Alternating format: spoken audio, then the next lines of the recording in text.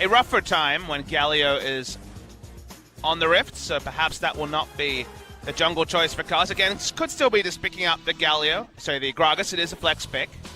Caitlyn taken like game one for the side of Jinair. Haven't shown their hand just yet.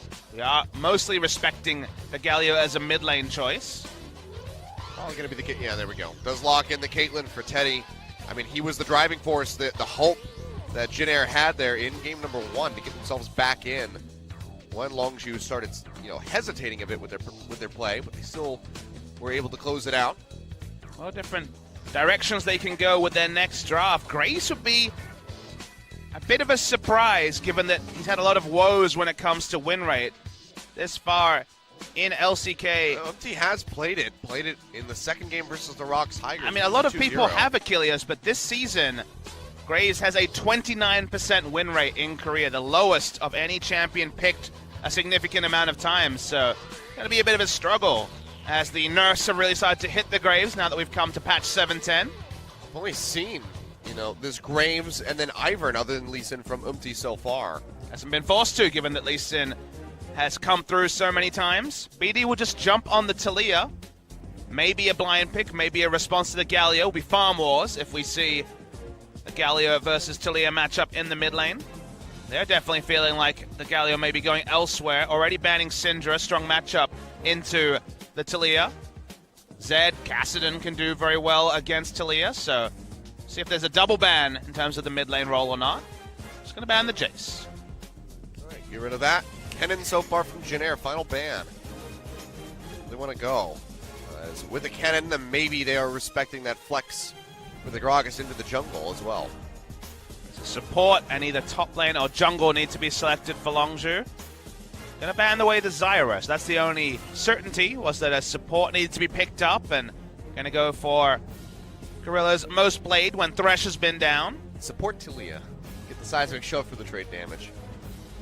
I mean, support Taliyah was done by Delta Fox, so they got that going for them. Just the best basis. I mean, Shifter was 6-4 and 6. He was doing all right. He's pretty good. Oh man, did you see his brand Mad Life prediction play that was on the front page? That was Shifter is a good player of League of Legends. He has been for a long time. Jarvan's taken here. Again, semblance of flex. It's just trying to work out what's going on. He'd probably be pretty happy with the Kled into Jarvan, which is the expected matchup, but we've already had Jungle Jarvan once today, who's to say? And Snowfire was feeling the Braum. Tahm Kench or Braum available. Actually goes for the Braum over Tahm Kench in this scenario. A lot of different damage to be able to be blocked here, and very good against the explosive cask as well. Yep, so Galio will be in the mid lane.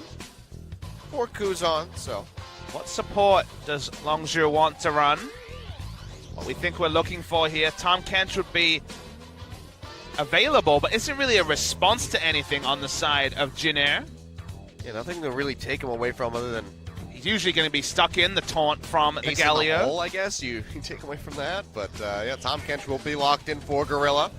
And now it's just a question of where does the J4 go?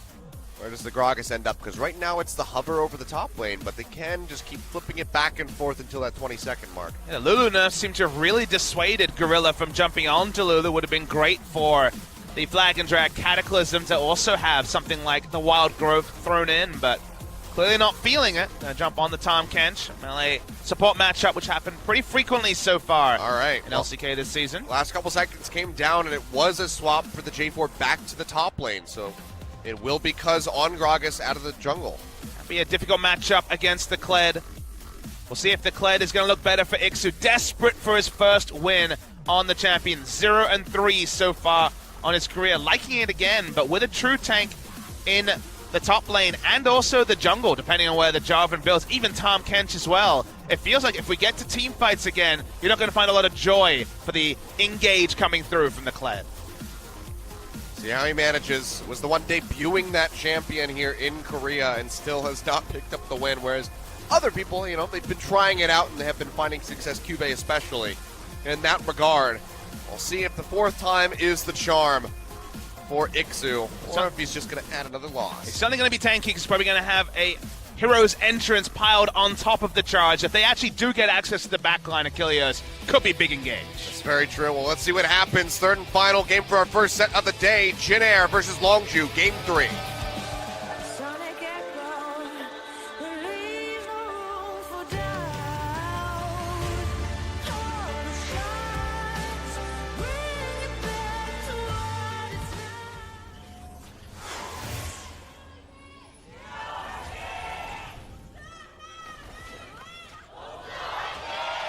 Fans still hanging in there from both sides. Been a nice Saturday night out with us here at the Seoul Stadium. The hottest of dates.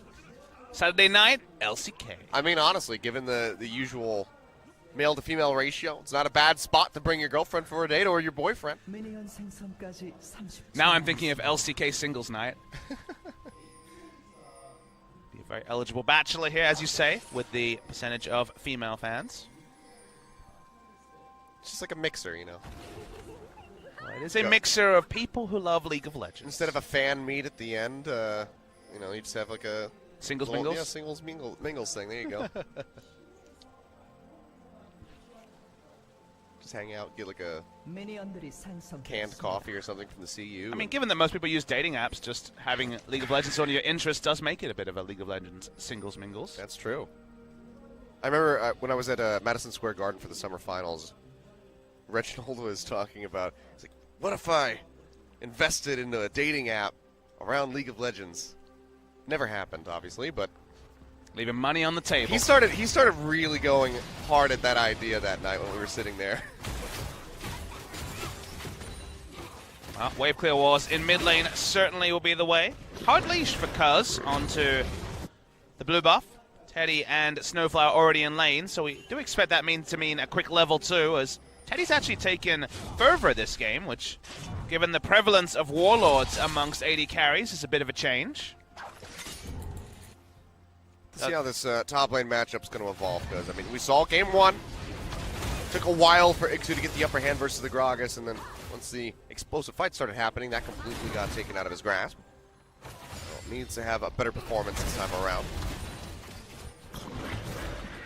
Because will be spotted, walks over that ward as he starts up the Raptors, but no one really nearby. He will start making his way over. It is a slow take, so might be able to take a few of these away. Kuzan starts cheating forward, and MT will be walking in. No smite available, Cuz, but MT as well. Smite used. Let's see if that many got the camp. Probably does.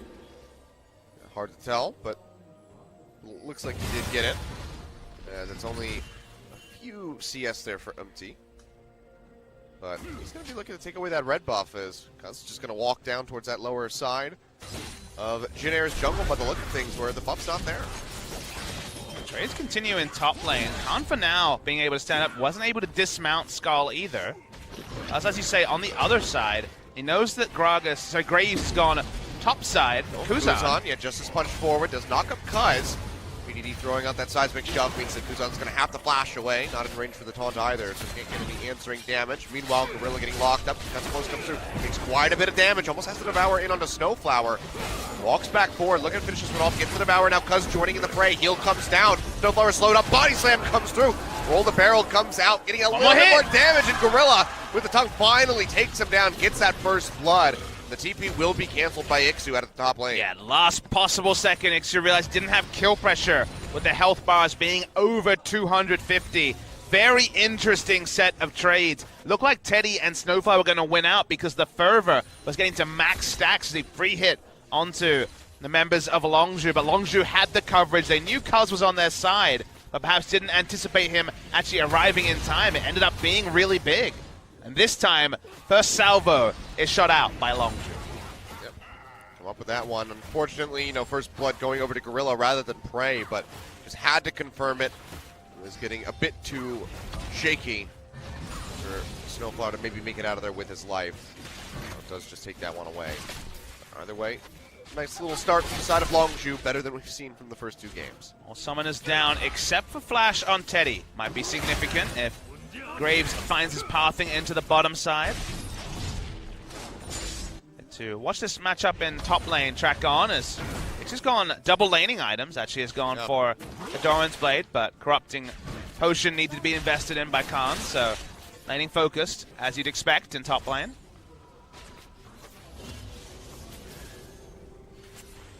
Where he wants to go. Expect it's probably going to be double Tiamat from these top laners. nossao doesn't have confirmation that Gorilla's not in that brush because he shorted the Q, so but now has to respect it. Pushing in the lane means that he has the information finally, but Gorilla will get his sight stone on first back after picking up first blood. So it's going to be working away, trying to get that quest completed so we can get that passive shield coming through. Playing over bot side, there is actually significant warding advantage on the first Drake, which is Infernal, so always feels good to play around bot side when the Drake is also obliging as an objective. Oh, waiting for control ward. He's going to get slowed up. The tongue lash comes through, withdraws away, gets himself out safely with the flash. But good placement and pressure coming out from Gorilla. If he could have been told that no flashes were up on either of those members, maybe he wouldn't have had to invest his flash, but was surprised to see the tongue lash come out and just went for the safe move. Maybe worried about Prey wrapping around from the bottom side as well, slowing him up with the volley. So just decides to use it somewhat preemptively, get himself out safely. The reasons why I'm not a big fan of Graves with this particular draft is that feels like he's going to be spending a lot of his time passively farming defensively, and thus the big Hero's Entrance plays on an invade from Umti probably going to be largely absent. I mean, there's also really no concerning AP damage on the side of Jin-Air. Kuzan's going to be it. I mean, Galio does do a lot of damage, but it's mostly poke. It's not really big burst unless it's the early game. Well, the taunt comes down, and yeah, like you said, Justice Punch does do quite a bit. He's going to be pretty squishy. Now Cuz coming over the wall, slows him up with the barrel roll. There's no flash here for this Galio, but Cuz is level 6, so can't throw out the explosive cast and get the kill. And so the threaded volley was actually blocked by the last minion when it was cast by BDD. Now he's coming in. It's a lot of damage down with that end of the line. And that's going to free him up to push into the jungle and maybe take away these Raptors yet again. Again, if you get the right angle from Ixu, sure, you can see the Hero's Entrance used aggressively, but if you don't, I think one of the big issues here will be the fact that because Umti largely has been playing a farm game, hasn't actually been able to get into the face of Cuz, you won't necessarily see the play that really vindicates mid lane Galio, which is being that pseudo-twisted fate, getting in the and rotating first into the enemy jungle and allowing more objectives to be piled on to that of the Graves. A lot more defensive laning so far. Oh, Ixu just losing out on Skarl for the 18th time this game. Seems to be fine, still holding up quite well as far as CS goes as Khan. Things even. Khan doesn't have any of the items to threaten, especially with Skull so close to being back off cooldowns. It's been a farm lane so far. Reliability of that will help Longzhu. The team fighting for the Jarvan is a lot more straightforward than that of the Kled. We could argue that Kled's getting closer and closer to his 2-item split pushing pressure as well. Yeah, next back for both these top laners should be pretty fruitful as far as the items are concerned. And informational, because there we go. Tiamat is going to be the purchase for Khan. So he's going to try and fight fire with fire, even if traditionally you feel like Kled will have the all-in advantage, has fervor and also the superior dueling most of the time compared to Jarvan, whose burst is certainly massive, but system damage a little bit lower. Well, maybe we'll see some scuffles around the top side of the map. As that red buff will be taken away here by Umti. Tribrush is warded. Seems like he's just going to go ahead and recall back. Playing around with a lot of pressure. Kled has had the lane pushed up. Galio can Hero's Entrance over. So smart of Cuz to play largely defensively. And he also has a strong side of the map. His strong side of the map is the bot side. So play around the Infernal Drake. The percentage one for Longzhu. You can see these exchanges. Starting to rip off the HP bar of Khan. Trades back a little bit as he does land that Dragon Strike. Believes that the all-in potential for this Kled at the moment seems like he should be able to beat out the G4. And when you talk about poke as well, the moment that Khan uses Q, he doesn't have EQ to get out. So yeah, he has to choose between poking and potentially an escape strategy. I mean, right now he's choosing his battles rather well, working around the passive to get Watch that the Skarl, though. coming through. Goes back in with a flag and drag. Yeah, Skarl comes back down. Ixu dashing forward, looking for the kill. Gets him with a bear trap on a rope. Should be able to finish So him off. close. The Aegis Shield comes out. Iksu goes Gets him. low, but it's going to be the 1-for-1. They both go down as the turret locks onto the Kled. No Heroes entrance, but both of them will die, Heroes. That was a very manly 1v1 in top lane. Both of them pop open their water bottle and say, okay, well, that'll do. The winner is Iksu, though, because he was able to push in the minions as he dies, so we'll deny a minion wave over from the side of Longzhu. So while it's not a big CS advantage, at least having the minions pushed in is something. Very slight little takeaway for him. Better than expected for Khan, probably. But if you're tracking the fight, can easily be baited by seeing just the skull be popped off, but you build it up so damn quickly. One re-engage, and he had skull again. Played slightly differently, and Iksu might have even got out, but wasn't to be this time. Still just going to keep things so close at the moment. 100 gold, even with Longzhu getting that bonus from the first blood. It's neck and neck at the moment. Now the ping's starting to come through onto that dragon. Looks like Longzhu will be starting it up. Ward in the pit. They're just going to go ahead and keep that one sitting there. So Jin don't really have an idea that this is happening, or maybe they do, and MT just wants to latch onto the Rift Herald. This is still a cool part of the game. You know, Longzhu got the 1-for-1 on their weak side, which is pretty big. But now they're playing around their strong side, but so is Jin. So they're trading objectives, but both of them playing around where they're stronger. Khan walking over. If this was old Rift Herald, then Graves would be pretty low. BDD. Do they want to try to fight this one? TP is coming through from Kuzan as the Rift Herald's down to about 2,000 HP. Khan looking for the entry. Ash Arrow coming through, connects in onto the Galio, but the Rift Herald will be smote away as MT takes that one out. So more of a contest. Kuzan actually does pick up the Rift Herald, which is an interesting decision, but he can pop over to other lanes with his ultimate if necessary. His teleport will be down for the duration of the Rift Herald. Yeah. But I do like when games go like this, where teams understand where they're strong, look for objectives where they're strong, and the only slight winner is Longzhu going equal in the one area of the map where they were weak. Just a punch forward here, BDD. Will get taunted in as Kuzan just looks for a bit of damage.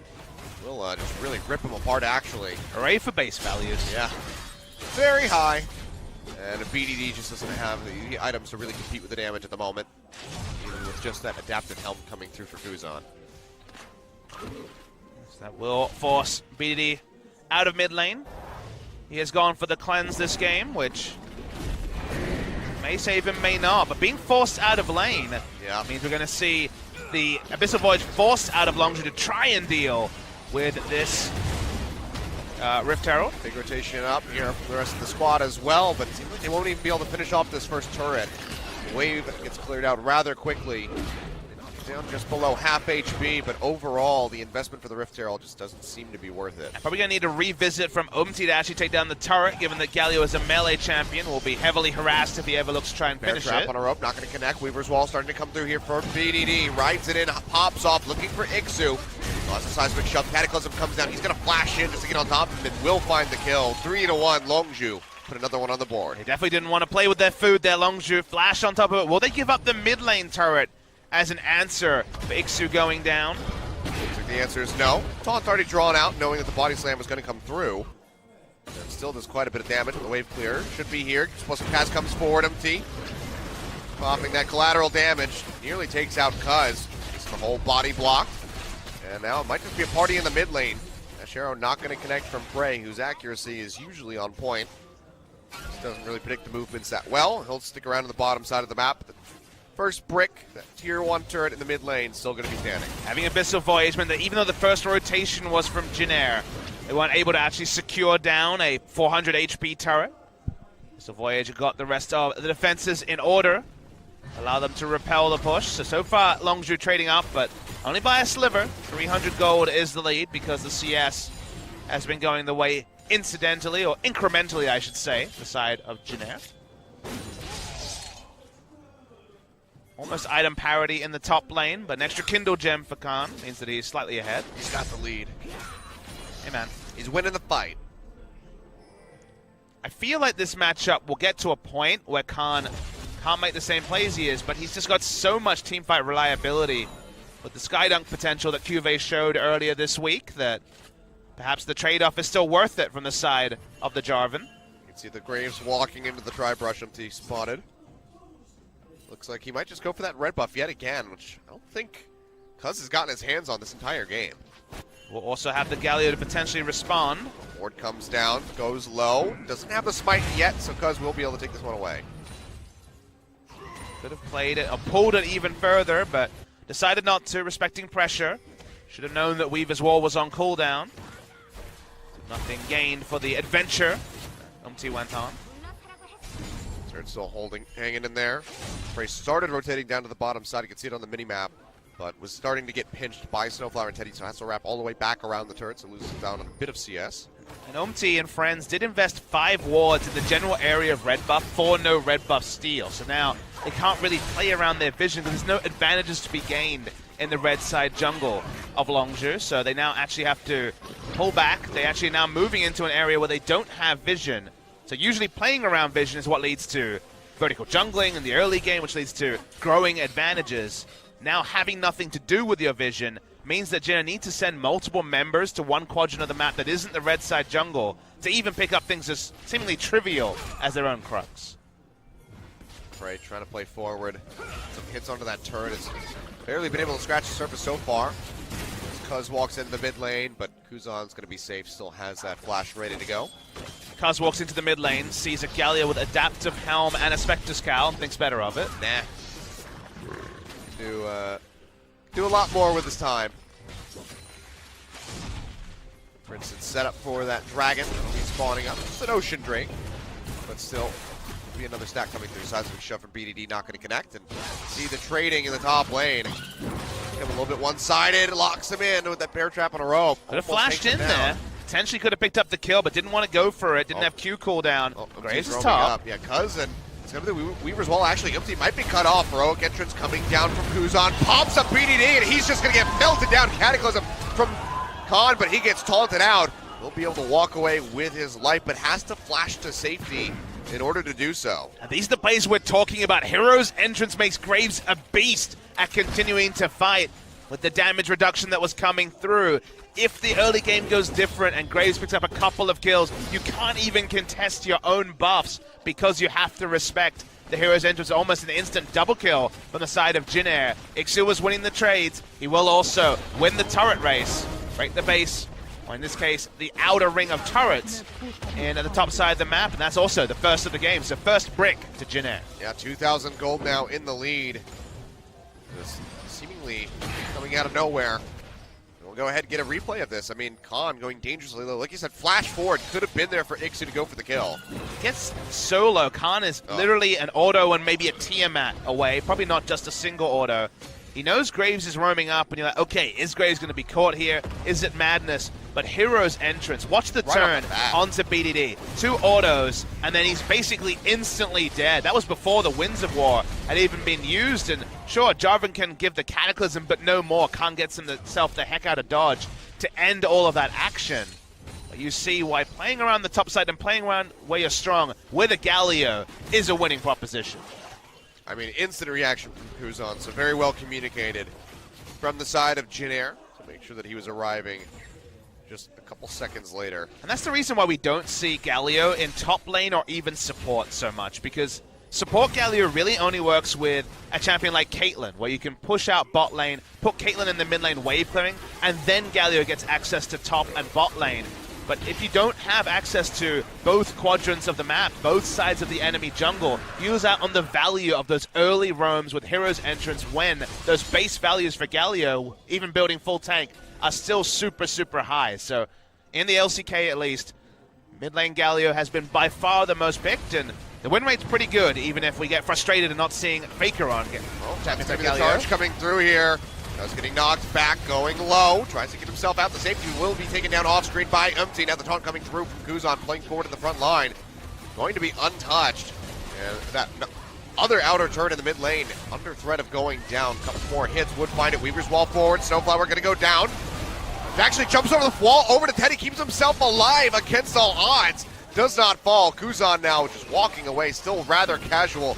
How tanky he is. on this Galio so far. A sliver of HP as it stays alive, and Longzhu looking a bit scattered in that fight, still not able to finish off the Braum. Yeah, it feels like everyone is a tank just at the last moment. Braum pops over the wall, still had flash available and exhaust for the back end of that fight. Even the mid lane turret that's been on a sliver for this long doesn't go down. Everyone got baited, including the casters in that particular fight. No one goes down, and Longzhu lived to fight another day. Yeah, looked like he was at the rights, but fantastic escape from Snowflower, having that stand behind me.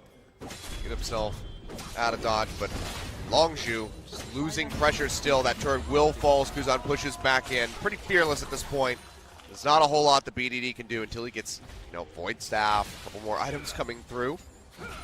As right now just does not have the AP to get through that Adaptive Helmet. Now Spirit Visage that comes out on top of it. That is a very disgustingly powerful Kuzan.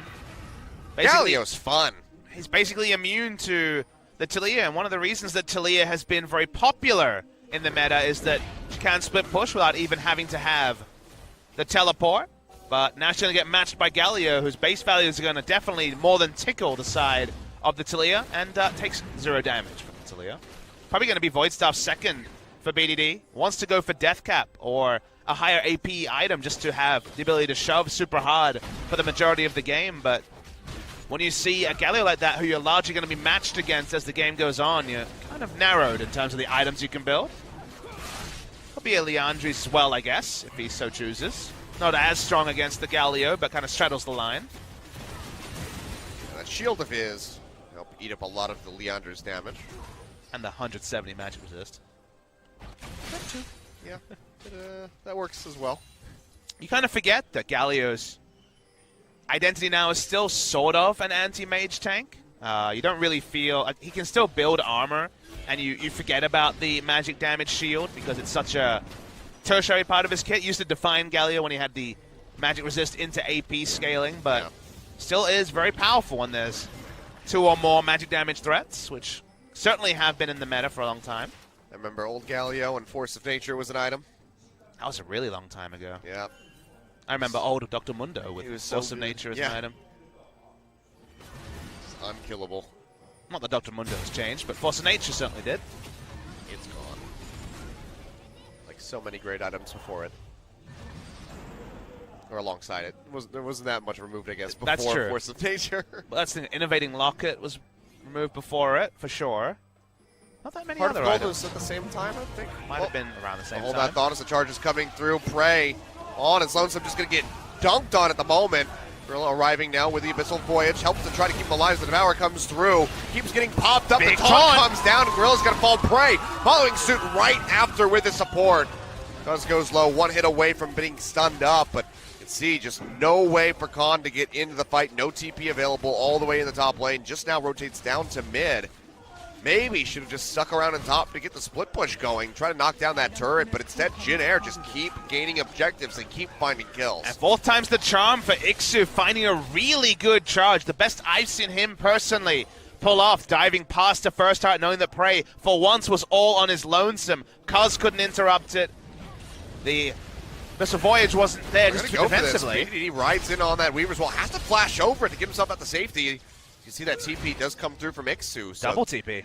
Yeah, they commit a lot. Yeah, Kuzan did arrive at the same time as you say. Kind of Rambo from the side of BDD. Didn't have much backup. Yeah, seems like the pressure is really getting to him, but we'll go ahead and follow Ixu through with this charge. It's a really good charge. As we said, the Tom Kench wasn't in position for this. Had to Abyssal Voyage just to get close to where Prey was. And sure, get out, but got popped up. First by the Hero's Entrance, as you say, second pop-up. The pop-ups are real. And then straight into a taunt from Kuzan. So this is really nice. This is really nice stuff from the side of Longzhu. Yeah. From the side of Jin Air, sorry. Very well chained together. Just doesn't give them a chance. And now 5,000 gold lead here for Jin Air. 3-0 on the turret. So still a lot of standing gold, but Longzhu just, they can't get themselves into a position to actually contest these. They can't even contest the Scuttle Crab. They can contest Vision around Baron because Kled has been playing bot side with no teleport. There is a teleport advantage now for Khan, given the double TP led to nothing from Jin Air. Heroic entrance is still there from Kuzan, though. Buys quite a bit of time. And the charger, I mean, look at that. I think he was knocked back. I can't tell by his health bar. He took like 80 damage. And that was with a Void Staff. It's just disgusting. Debonair Galio, very conspicuous to a person know who more so as BDD is. All right, Ixu again. Charge around the backside, locks in onto Gorilla and BDD. As the shot does come through, and Ixu is going rather low. Devour out from Gorilla, keeps Cuz alive. Cataclysm comes down, but popped up is Khan going low, and he will go down as he claims the kill. Heroic entrance from Kuzan is handing over the shield, lands the taunt onto Gorilla. One more shot would fall.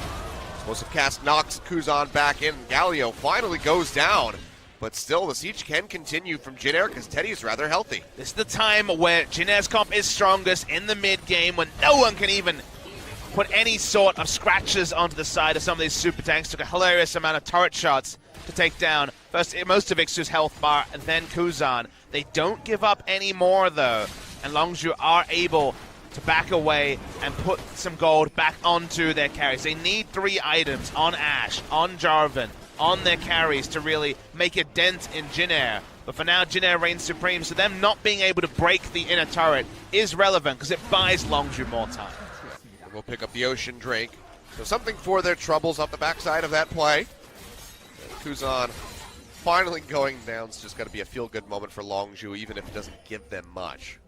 Kuzan says, well, I don't want to take physical damage either. Starts working towards his Frozen Heart. Will be 40% CDR just from items coming in soon. So pile that on. It's disgusting. Resistances. Prey, needs a lot more before he can really start chewing through. Has the Blade of the Ruin King, which helps him out a bit. Outside of that, just going to be the Hurricane.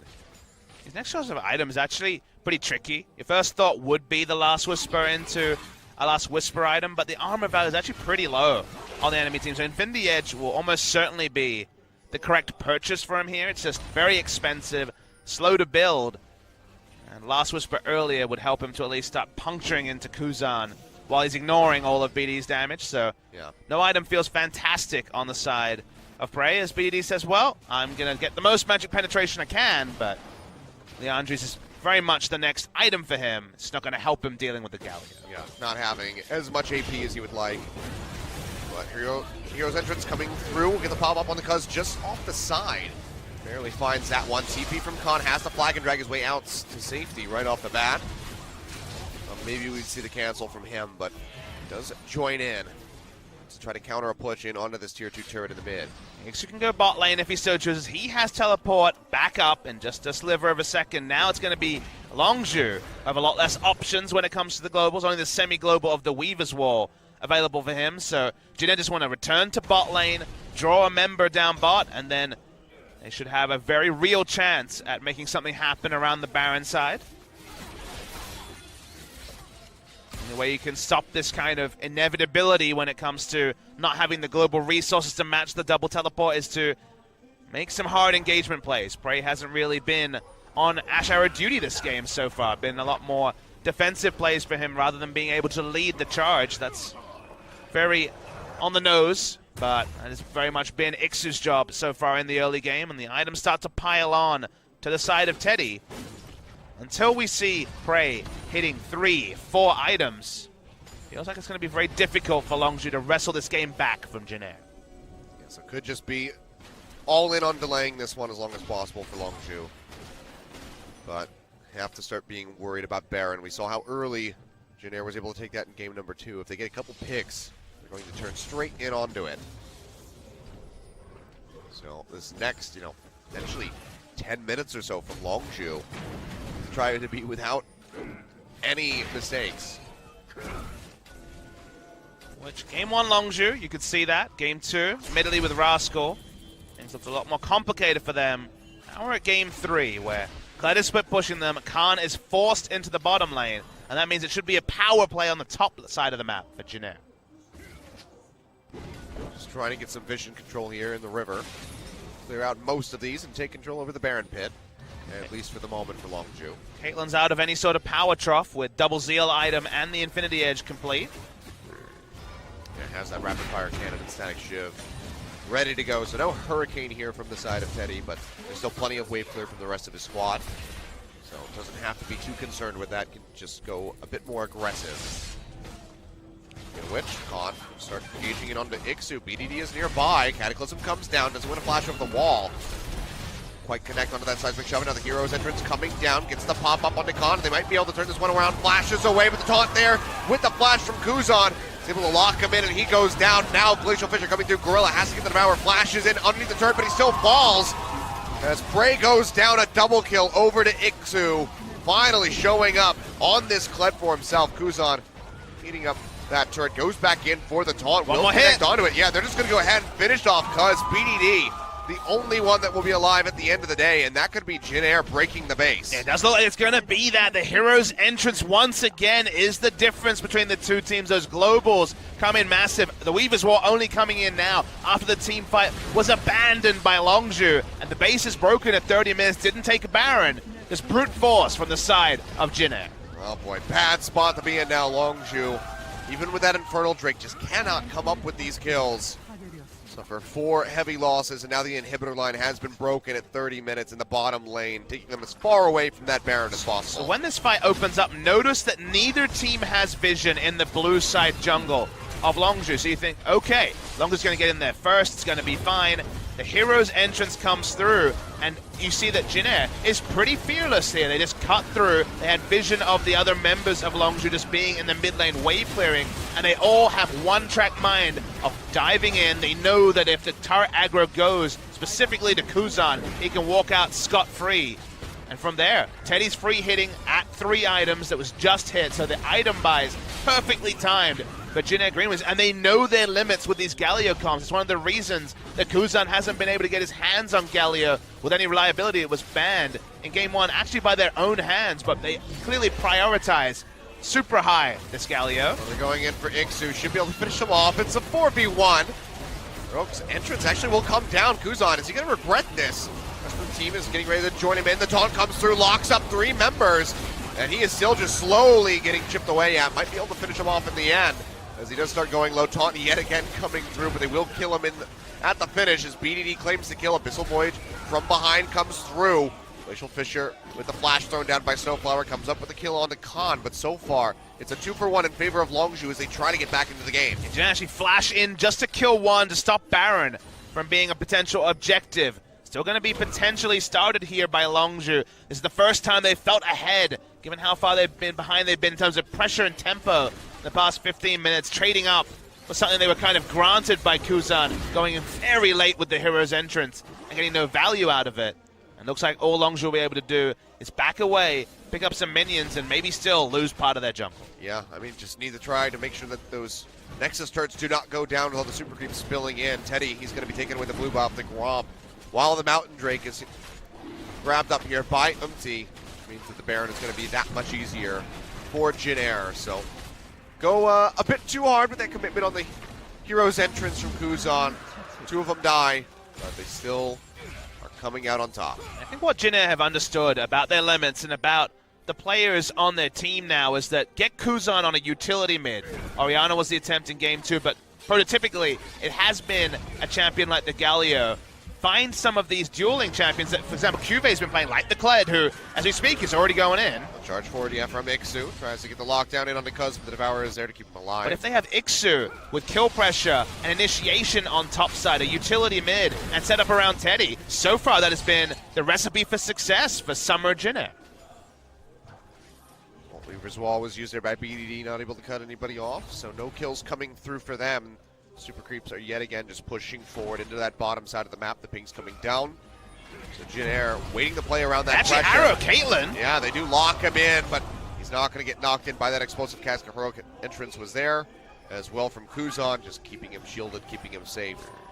And now Longzhu in such a precarious spot. No vision inside the Baron pit. They do not know if this has started up until right now, as the Hawk shot does come down. Yeah, the best possible Ash Arrow from Prey doesn't actually gain them anything. The hero's entrance, the only big cooldown that they lose. Let's see if Jin Air can play smart around the Baron. If they have it stolen here, that might be a window back for Longzhu. Minions get cleared out on the bottom side of the map, and BDD does not have the Weaver's Wall to ride in. Khan going to go low, can't really walk back in for the redemption. Flashes over the wall, actually does get the body block for the ace in the hole, so he does not go down yet. But the rest of the team is in dire straits. Gorilla will fall. Prey and Khan limping away, and Jin Air, still very healthy members, can go straight back over to that Baron if they so please. Teddy? Oh, he's going to play forward straight into Prey. Has the crit, the leap forward from Snowflower, helping deny that final damage coming through. Will keep he and his ADC alive, and BDD is unable to answer. And this time he's doing his best Prey impression, going in super aggressive, trying to find that kill onto Prey as Teddy takes him down. Jin Air have already broken the base in one spot. They want to break the base in the mid lane as well. They might just want to finish it here, honestly. It's 35 seconds left on Prey, but I guess with Teddy being as low as he is, they want to at least play this out slowly. Looking for the taunt. Won't quite find it on the Cuz. Khan is healthy. Gets the knock up into the knock back. On the Kuz, honestly, explosive cast comes down, but Khan's going low. Cataclysm thrown out. Has to retreat back to the fountain. In the meantime, Inhib turret is going down. 15 seconds on Prey, the finish on the game. A bit too risky for Jin Air, but they will just go ahead, open up another lane for Super Creeps and peel back. Yeah, they went for the percentage move. They actually had super minions pushing in the bot lane towards the Nexus turret, but went for mid lane, backdoored most of it, and then finally got their minion wave because they realized takedown in the second inhibitor, back away, purchase up. Very difficult to contest Baron unless Longzhu rush it down right now. The only thing that Longzhu can actually force is another fight around Baron, and even that I think they'll lose given the spot they're in. Although like they're going to try for this one, yeah, they throw out that Weaver's wall. It's their best chance. As they honestly. pile in, they have the Infernal Drake helping them try to work through this Baron rather quickly. Umti going to be coming in, and Ixu charges in. Heroic entrance coming down. Baron taken away by Umti. All of Longzhu's hopes flying right out the window. 2 kills as the bot lane gets shredded down. A double over to Ixu, finishing off Khan. And just like that, Jin Air should have won the game. Yeah, it looks like Jin Air will do it. The Ocean Drake will be something. They're mostly healthy. Kuzan can tank double Nexus turrets for days. And Jin Air have turned around the script. We thought it was going to be 300 games and a 2-0 for Longzhu Gaming, but this new Jin Air continues to be dogged. They finally make the Kled work, which may be so important for them going forward, and they will win the series and jump to 3-1 and second place on the ladder. Yeah, second place in their sole possession, just underneath of Samsung. 36.5 minutes, and the Jin Air fans increasingly have more and more to cheer about. And insanely, it wasn't with a roster change that usually is the thing that pops up the sales, like, for example, Longzhu, whose rookies have largely done well. It's their current players playing smarter, making better decisions, understanding the limits of the champion pools, which is starting to fall into place, putting specifically Kuzan on these wave clear champions who can turret dive and peel, having Teddy be Teddy, that part was already set, and finding champions for Ixu and so on now, who no longer are on tank duty or on pressure duty. They're causing pressure in their own right. These three things together are winning strategies in how League of Legends is played come summer season, and that's making them, at least for the start of the season, one of the pace setters. You can see somber looks there on the faces of Longzhu. Khan as well, not feeling, 100% going into this series.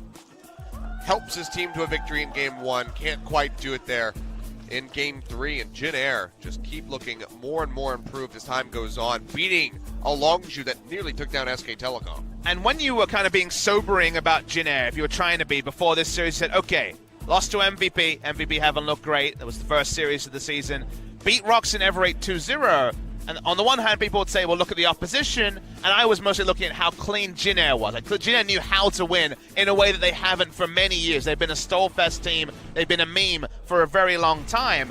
But that manner only matters if their players are good enough when the opposition gets better. Longzhu was kind of the first step where you're like, well, Longzhu is still pretty good. They almost took a series off of SKT, matched them at every moment. How good is Jin Air GreenWings? The answer continues to be pretty damn good. There are some asterisks here. Rascal played Game 2. Apparently Khan is having some issues, came back in Game 3. Didn't look necessarily his same polished self. You see Longzhu are crestfallen about their defeat. But Jin Air now have largely played a lot of these teams that are going to be out of contention for the top 5. We don't think MVP, Rox, and Everate, with how the season is looking now, are going to be top 5 teams. Now they've played 4 out of the 9 opponents. We're going to get to learn a lot about Jin Air GreenWings in the next 3 weeks or so. Yeah, I mean, this honestly makes you a bit more and more excited to see Jin Air play against the likes of SK Telecom. Been a long time since Jin Air versus SKT was hype. I think back to spring of 2015 when GBM was finally coming to his own on Xerath. They took 1 series off them. That was a big deal. but I don't know if Jin Air is going to be a contender. We've seen teams in the first couple of weeks look good and then fall away. But I know that there's something about Jin Air. They do understand how to win, and it's not the meme team. It's not the 50-minute dream that they were for literally 5 seasons, the best part of 2.5 years. Well, look at that. Damage coming through. BDD doing his damnedest with that Talia, but Teddy yet again on the Caitlyn, the shining star, as you said, for this Jin Air roster. And all that Talia damage was being wasted on Kled and Galio in the front line. That was the problem. And one of the few downsides of Talia is when you don't snowball and there's true tanks on the enemy, you're not quite Karma, but you're not that far away from Karma in terms of all your damage being absorbed by the likes of Galio. The Galio ban's going to start coming out of Kilios, and that's also credit Ixu, who had 3 not great games of Kled. Came back to it again and again, and specifically the charge down bot was the best of those he's had, best performance he's had. So1 had some great games earlier this week, and now they have a bit of a headache. Who to play between Ixu and So1. All right, well, good job, Ixu. You got your Kled up to a 25% win rate. Hey, man, you got to start somewhere. Got to start somewhere, Achilleos. I mean, he just, bested Khan in this matchup. And, I mean, you said that, this was going to be in favor of the Kled coming down to it, but he still played this so well as it got to the team fight phase. He's jumping on the Kled hype train like we were with that particular charge. Synergy between the Kled and the heroic entrance. The bouncy castle. It does feel like we just have to keep coming up with new duo names for ultimates, because the hard engage with heroes entrance combos are so cool to watch. But they were deadly effective for the few times that specifically the Tom Kench was away from Prey. He would die in those scenarios. Making the Kled work. If you asked me who our 2 Kled players would be in summer, I would not have told you Cuvée and Ixu, even though Ixu had played it in the past. But so far, they are the trendsetters. Even Smeb, for example, didn't look fantastic on the Kled the one time they picked it. And Kled is now a pick to be feared in LCK Summer after not being a pick in Korea really at all in spring. Yeah, we saw it in NA quite a bit during the last split. I know Zig played that a couple times.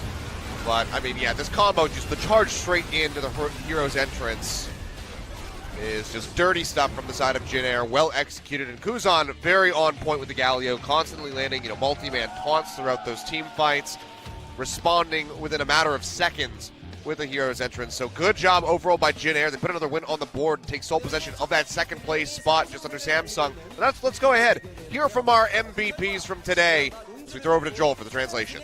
Thank you very much, guys. We have Jin Air and GreenWings who pick up a 2-1 victory against the Longzhu Gaming, and we have our interview MVP for today, Teddy and Ixu, for our interview. Teddy, we want to hear how you think right now.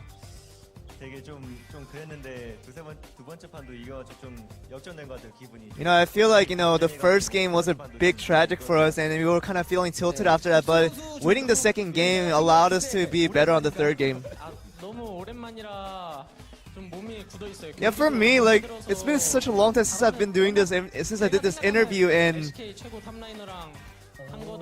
I think, facing up against one of the premier top laners in LCK right now was such an honor for me, and also a very good game for me.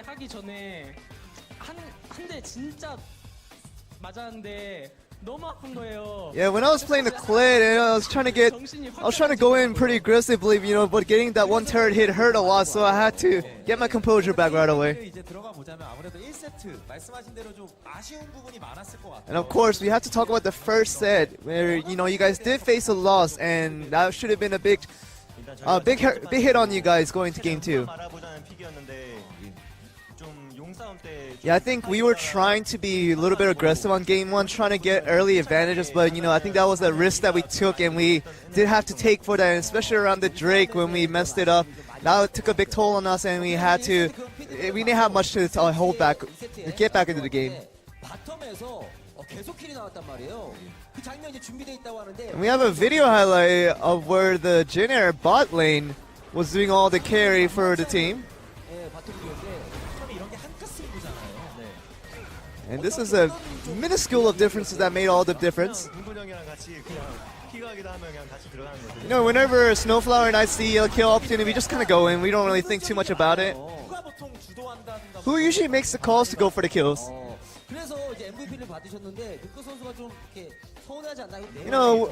You say Snowflower, but isn't Snowflower pretty disappointed that he didn't get the MVP? Yeah, I think he was pretty disappointed that he didn't get the one. And Iksu, you've always impressed with the damage you have actually taken per minute, more than the damage you've actually put out. I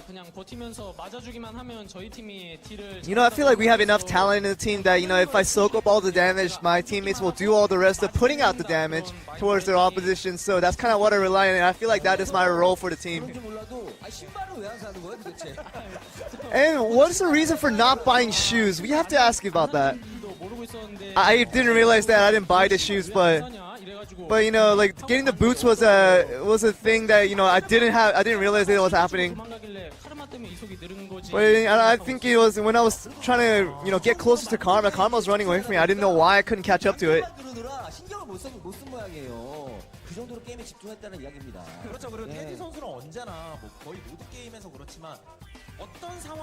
And Teddy, it seems like no matter what the situation is for the team, you always try to do what you're supposed to do as the AD carry, putting out the damage when the team needs it the most. I think, I try to go aggressive at all times, and I think I realized after a few deaths that maybe I should go a little bit more passive, but I try to go in aggressively when I can.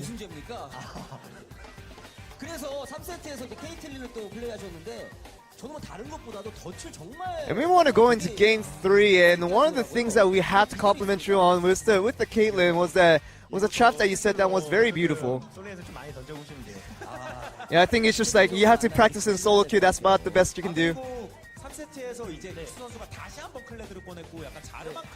And Iksu, you pulled out the Kled once again in Game 3, and you faced up against a Jarvan. But wasn't the matchup a little bit difficult for you? With the ban pick phase, we got a lot of what we wanted, and so giving off the Jarvan was no problem, and we really want to take the Kled and try to go for the team fights.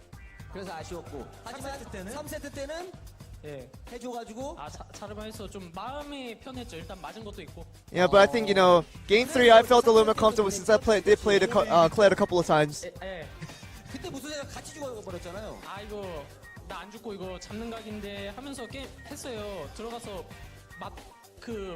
I've had this situation where I was trying to go in for the kill, and at one point I thought I got the kill, and I probably did, but I died right after. So this is where he was talking about.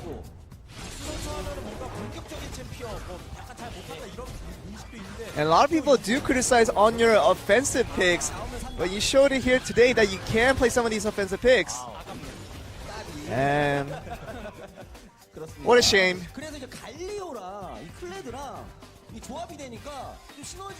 And a new synergy we saw today was with the Galio and the Kled with the ultimate chains that you guys can do. Yeah, we did practice out that composition a few times. But with the synergy that the Kled and the Galio have with the ultis, and we always try to go in together and try to make the most out of our opportunities. And we do have a video highlight of those chain of ultis. And Iksu, do you make these shot calling? Yeah, Jarvan didn't have teleport at this time, and it was a situation where we could go in aggressively because we did outnumber them. And I just told my teammates to go in aggressively on that one. It's definitely one of the best looking ultimates we got. And Jinair, you guys are on a 3-win streak, and you guys are looking good. And I'm sure, you guys had those, comments towards you guys saying that you guys shouldn't be deserving this record, but how do you guys feel about your current record right now? I think for me personally, I've done a lot of throws, and I threw a lot of the games, and I kind of realized that, but I think me being a little bit more consistent is helping out the team. A good assessment. Yeah, I think, having a consistent result with the team allows me to be more aggressive, so it's helping the team out and individually at the same time. And it seems like you guys are very calm with your gameplay.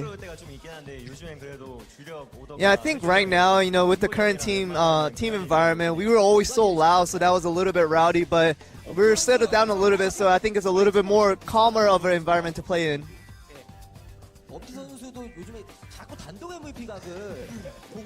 And of course, you know, Umti has said that he wanted a solo MVP, but what do you think about his current play right now?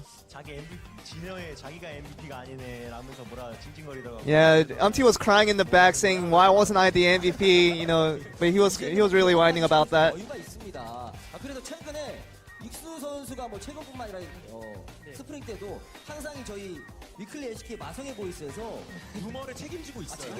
And you know, Iksu, in the last spring, we had to mention that you took a lot of the funny aspects of, you know, the players, but what is your current morale like in the team? Yeah, I think, you know, all of our teammates right now, we just really promote all this funny acts and try to be entertaining at all times. So even if the coaches stop us, we won't stop. So guys, we did a 3-game win streak, but now we're gonna try to, you know, extend this even further and hopefully have a really successful season this time around. So that's the end of the review. Back over to you guys. Thank you very much, Joel. I mean, the stage is set at the moment for Jin Air to continue forward and excel. Tougher opposition certainly on the way. Like you said, Rocks, Tigers, MVP, Everate, the squads that they have faced so far. But they're looking good. Their play is looking clean and concise. Yeah, week 3 and week 4, I think, are going to be the test. So the next match for Jin Air is going to be on Tuesday against KT Rolster. Probably a good time to be facing KT since they haven't hit their stride yet. Then they get to play BBQ, so probably going to be a bounce-back match. But back-to-back Tuesdays. KT next week, SKT, and Samsung in week 4. So by the end of week 4, we're going to know, is Jin Air an also-ran or a contender? If they can win 2 out of 3, they're a contender. Yeah, for sure. But coming up next, that's just our first match of the night, ladies and gentlemen. It's going to be SK Telecom T1 versus Everate winners. Another one-sided one on paper, but we get to see Septed, the new rookie in LCK, take on Faker, the Demon God. Yeah, we had rookie Demon versus established king twice today. Prey was overtaken by Teddy, you have to say, in the first series. Now we get to see Faker versus Septed, and we've built up so many young mid laners to just be creamed by Faker. If it doesn't go to that particular tune, it's going to be cool. Yeah, we'll have to see what happens. We'll see what roster SKT is going to bring out as well. We're going to go to a quick little break to watch the timer. We'll see when to be back. We'll have those games for you in just a little bit.